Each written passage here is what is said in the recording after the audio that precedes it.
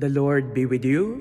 Good day, everyone. We are now on the 20th Sunday in Ordinary Time, and Jesus has removed all the barriers that separate people. Our skin tone, our cultures, our traditions, our races, the demarcation lines of boundaries of the political and geographical differences. All of those are nothing when we come to Jesus.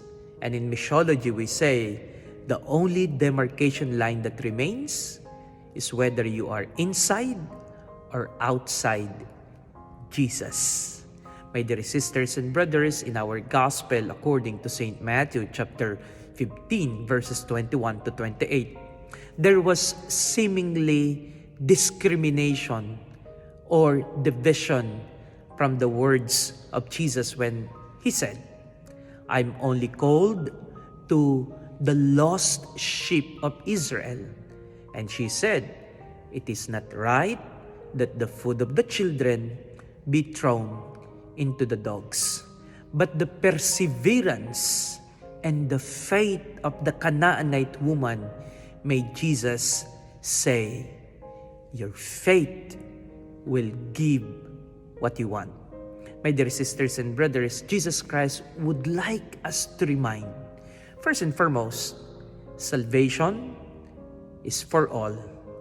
He is a God of all. And those who will come to believe and receive Him, no matter where we came from, will always be welcome. Our church is not anymore the dragnet that will make those people outside unwelcome.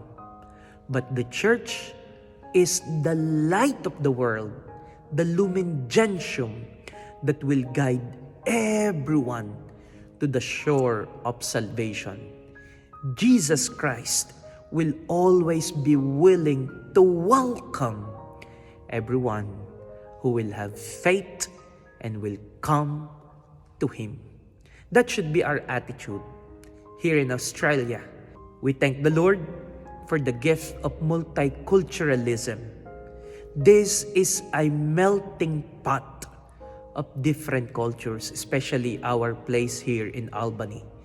People come together from Africa, from Europe, from Asia, from Oceania, and from all the different parts of the world. And I guess we are so blessed because each of them brought with them their faith, their culture that made our church here so much alive. And let us always remember, we only have one common point, and this is Jesus. We have one common goal, that is heaven and holiness. And we have one way to serve the Lord, that is our church.